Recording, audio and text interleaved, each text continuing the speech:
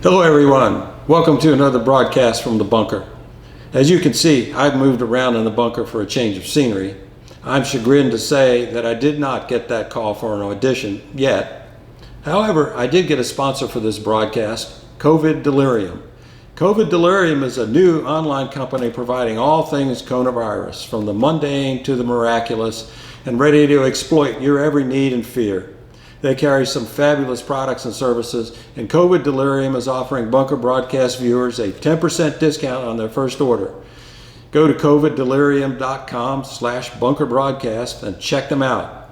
By the way, their blog posts at COVID Corner feature helpful advice, recipes, and tips and tricks for living the COVID lifestyle. Some intriguing things I saw on the blog this morning were cocktail recipes. One is called the Bleach Krieg, and the other is the Lysol Lily. I can't wait for happy hour tonight and the opportunity to give one of these a try.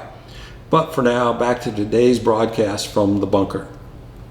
Let me start with a quote from Heraclitus, the ancient Greek philosopher who lived sometime around 500 BCE. This is fragment 57. Many people learn nothing from what they see and experience, nor do they understand what they hear explained, but imagine that they have. We should all keep these words in mind. Today, there is no cure, no pill or medicine like an antibiotic that will clear up a case of COVID-19. Some people are asymptomatic, but for those severely affected, it takes hospitalization to recover. Likewise, there is no medicine that you can take that will make you immune to the disease. But scams, misinformation, outright lies claiming coronavirus and COVID-19 cures are rampant. All these things proliferate and feed on each other, especially in times like this.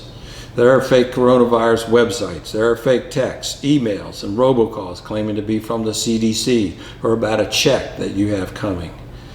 There are advertisements for bogus hand sanitizers, coronavirus fighting supplements, high doses of vitamin C, and even a chlorine dioxide solution for drinking. At best, these have no effect. Fake remedies or treatments such as chlorine dioxide, which amounts to drinking bleach, can kill you. Jim Bakker even made a comeback with his silver solution cure-all.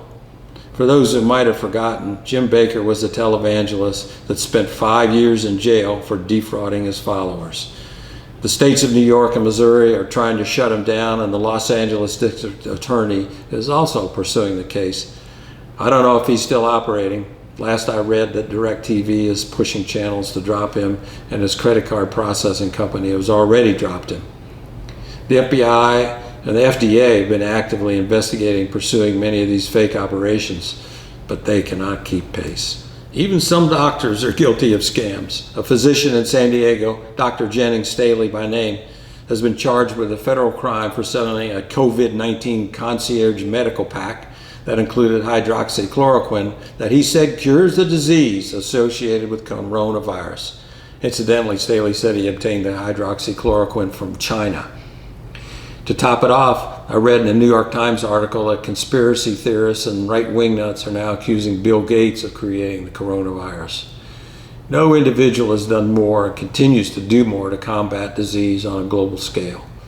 This is pathetic and evil at the same time. So I have a little exercise for you. I will present a simple scenario and you have to answer a simple question. It goes like this. Emily's father has 3 daughters. The first 2 are named April and May. What is the third daughter's name? Did you say June? I have to admit that was my quick answer, but if you listen carefully, you heard me say Emily's father. So clearly the third daughter's name is Emily, not June. Did you catch that? Lots of people do not. What does this tell us? Sometimes we overlook key pieces of information. Most of us use intuition or some quick mental process to judge the veracity or accuracy of what is put before us. This can include our own biases and feelings of familiarity about something. In complex situations, our quick judgment is often wrong. Misinformation or lack of information is also a problem.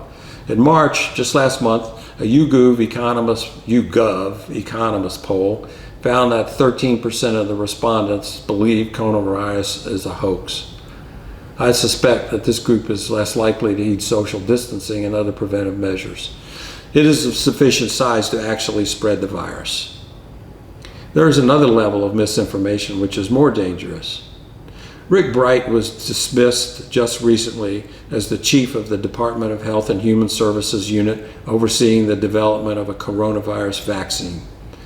Bright said on Wednesday, April 22nd, that he was transferred to a lesser position because he had been skeptical of hydroxychloroquine, an unproven drug that the president has touted as a miracle cure. A new study, by the way, actually shows the coronavirus patients taking the drug at higher death rates than those who did not. One parallel in history is the case of Philippus Aureolus Theophrastus Bombastus von Hohenheim. He's better known as Paracelsus. According to Wikipedia, he was a physician and a pioneer in several aspects of the medical revolution of the Renaissance. I quote, "He emphasized the value of observation in combination with received wisdom. Paracelsus is also credited as the father of toxicology. In the early 1500s, when he lived, the great medical problem was syphilis. It was running rampant as a pandemic, and it was more dangerous and deadlier than what it is today.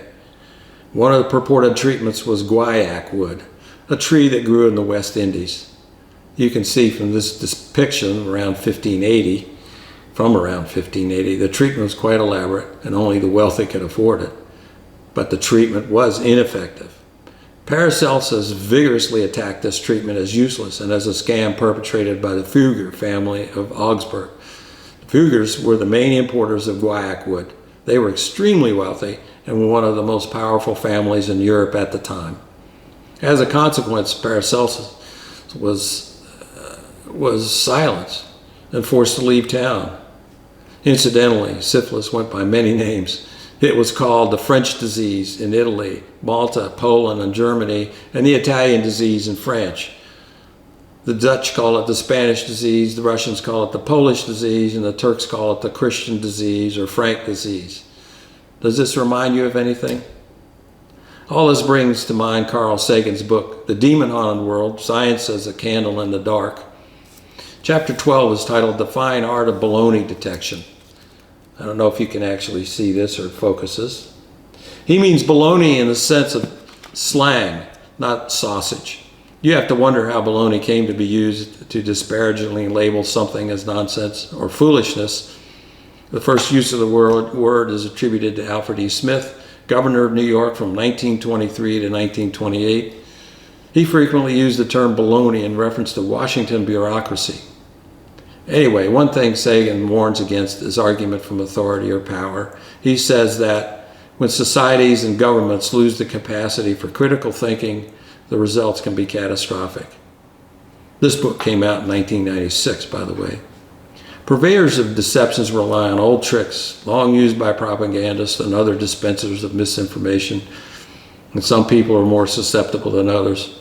Remember what P.T. Barnum said, "There is a sucker born every minute." In this day and age, social media accelerates the speed and reach of misinformation. So don't search for weird stories out of some morbid curiosity. Social media does not put a premium on truth.